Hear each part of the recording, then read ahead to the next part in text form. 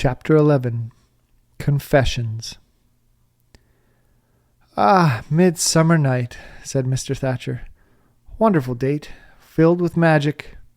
23rd of June, if I remember correctly." "That's not the middle of summer," cried Jeremy. "It's the beginning." "Just another trick of the English language," said Dr. Thatcher with a shrug. Jeremy felt sick. He had thought Tiamat would still be with him for another couple of months. Midsummer night wasn't nearly so far away. "Anything wrong?" asked Dr. Thatcher. Jeremy shook his head and left the room. For some reason, June 23rd sounded vaguely familiar. He went to check the calendar in the kitchen and found that the date was circled. He had circled it himself, in red, with exclamation points, because it was the last day of school for the year. And it was only 2 weeks away. 2 weeks, thought Jeremy in despair. Can I stand to let Tiamat go when the time comes? He really didn't know. The dragon was a part of him now.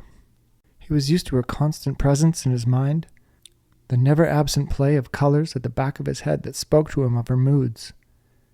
He loved those colors. They were starting to show up in his art, making it richer and stronger than it had ever been before. Yet Tiamat was already too big to stay in his room. In fact, he was planning to move her to one of the small barns that very night. Jeremy waited until the house was quiet. Walking on tiptoe, he led Tiamat down the stairs. Though the cats hissed as they crossed the kitchen, none of them came near. Jeremy had to open the door for Tiamat. The cat door she had been able to slip through such a short time ago was already far too small for her. "Now, for heaven's sake, don't sit in here and try to breathe flame," said Jeremy as he led Tiamat into the barn. "You'll burn the whole place down." He accompanied the speech with an image of a flame-breathing Tiamat setting the barn on fire, and a sense of how upset he would be if that happened. "Don't worry," she replied with a whirl of white and gold. After Tiamat was settled into one of the abandoned stalls, Jeremy returned to his room and worried. He worried so much that the next day in school, somewhat to his own surprise, he found himself telling Mary Lou both that Tiamat had grown enormously large and that she was supposed to leave. "What are you going to do?" asked Mary Lou. "What can I do? She can't stay here." Mary Lou put her hand on his arm. "Do you want me to go with you when you take her?" she asked quietly. Jeremy surprised himself again by considering the offer. "I don't think so," he said at last. "Saying goodbye to her is something I'm going to have to do on my own." "There must be some way I can help you." Jeremy shrugged. "You can help feed her if you want." Mary Lou seemed delighted. "I'll bring over a gallon of milk tomorrow morning." In fact, Mary Lou rode her bike over with a gallon of milk every day that week. On Friday morning, Jeremy began to wonder if the milk trick was still working. That was because Fat Pete's owner came to the Thatcher house to ask if anyone had seen his cat. Jeremy swallowed hard. Though Fat Pete often wandered away, he always came back within a day or two.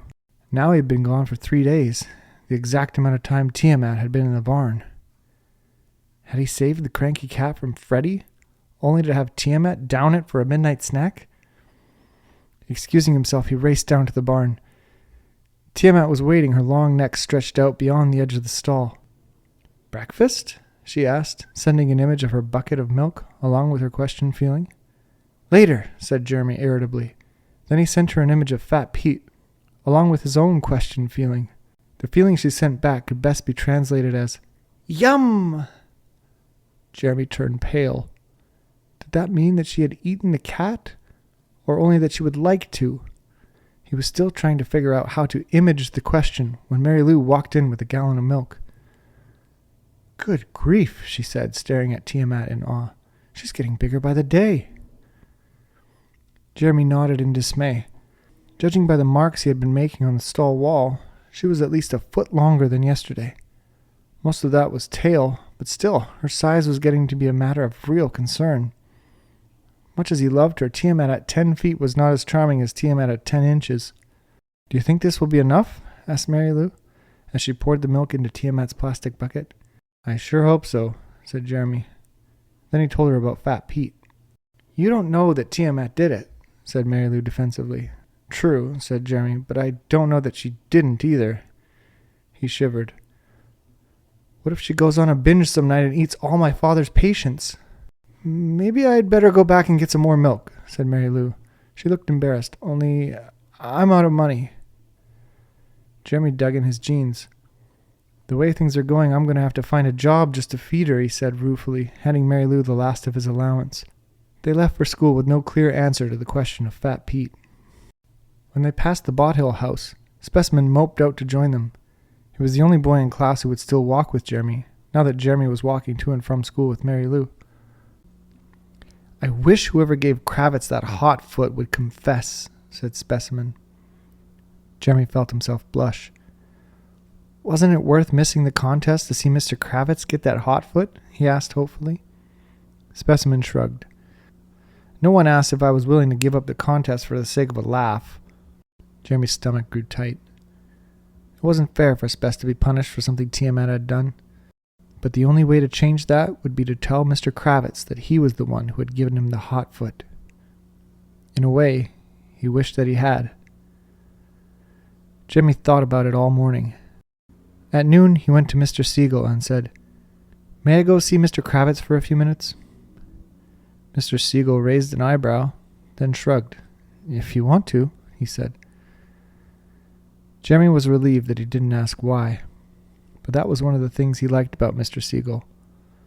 Even though he made a lot of suggestions, he never pried into your personal life. Jeremy's hands began to tremble as he walked to the art room.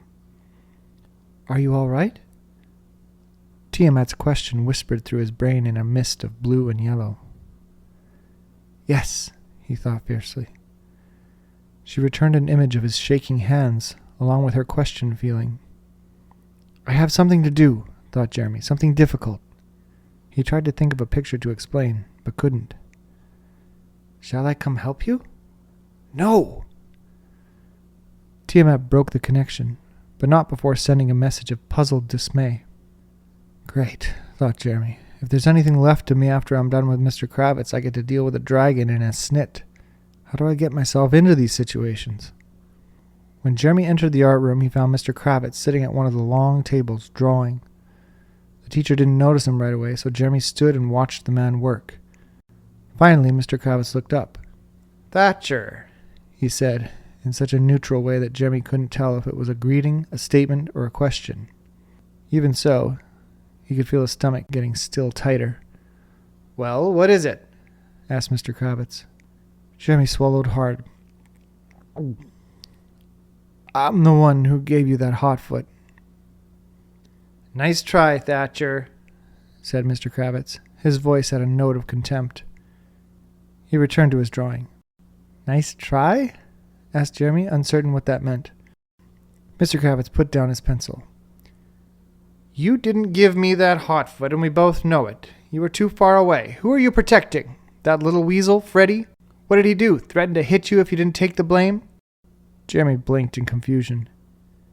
He had confessed, and the confession had been rejected. Now what was he supposed to do? Explain that it was actually his dragon that had done the deed? His throat hurt.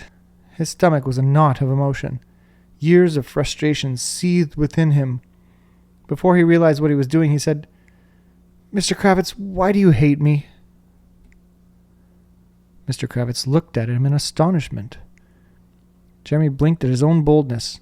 Frightened, he took a step back. As he did, he noticed Mr. Kravitz's hand begin to twitch. Suddenly, the art teacher seemed to notice it too. He looked at his hand, put down the pencil, and then looked back at Jeremy, who saw something terrible in the man's eyes. A kind of anger, but a sadness too. When Mr. Kravitz finally spoke, his voice was little more than a whisper. Do you really believe that I hate you? He asked. Jeremy hesitated. Probably he should say no and let it go, but he had come too far now to drop the matter. He had put the truth as he felt it in the open. He had to stand by it. Summoning all his courage, he looked back at Mr. Kravitz and nodded. The big man turned away for a moment. When he turned back, his face was twisted, as if he were in pain. I think you are the most talented student I have ever taught, he said slowly. Talented, but undisciplined. You need them both, Thatcher. Talent and discipline. One without the other is useless. Jeremy stared at him in astonishment. Mr. Kravitz stared back. Uncomfortable, Jeremy lowered his eyes to the picture that Mr. Kravitz had been working on, a stiff drawing of some trees beside a pond. The drawing was accurate, but still and lifeless. As he watched, Mr. Kravitz's big fingers twitched. The drawing crumpled beneath them. Suddenly it all came clear to Jeremy. Mr. Kravitz didn't hate him. The problem was that the man was jealous. Jealous because Jeremy was a better artist than he was. The idea was astonishing. It couldn't be true. Or could it? Maybe what Mr. Kravitz resented, hated even, was that he, Jeremy, was talented but didn't show any discipline. He returned his gaze to the teacher's face, searching it for information. The big man looked away from him. "Who really gave me that hot foot?" he asked after a moment. "I was responsible," said Jeremy truthfully. Mr. Kravitz sighed. "Go back to your room," he said. "Your class is back in the contest. Everyone except you."